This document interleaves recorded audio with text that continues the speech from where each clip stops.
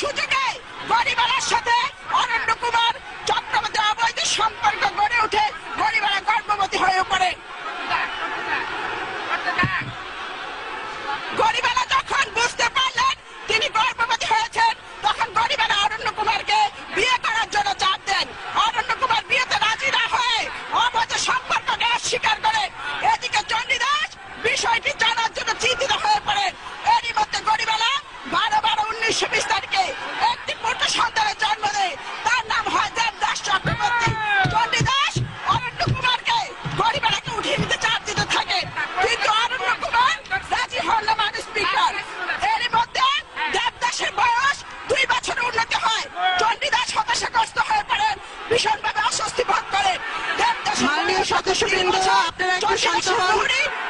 মাননীয় সদস্য,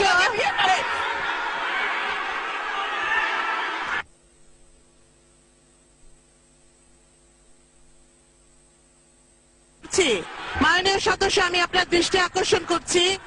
মাননীয় সদস্যবৃন্দ, আপনারা বসুন, বসুন, সবাই বসুন, বসুন।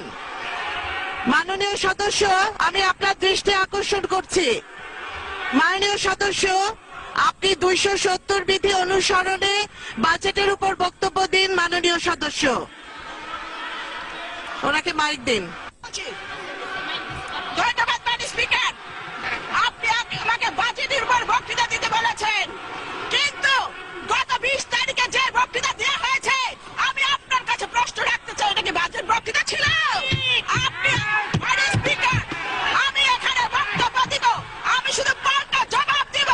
আমি বাজেট নিয়ে অবশ্যই বলবো মাননীয় স্পিকার, আর আপনি আমার শব্দের মধ্যে এক্সপান্স করার মতো কোনো শব্দ পাবেন না মাননীয় স্পিকার।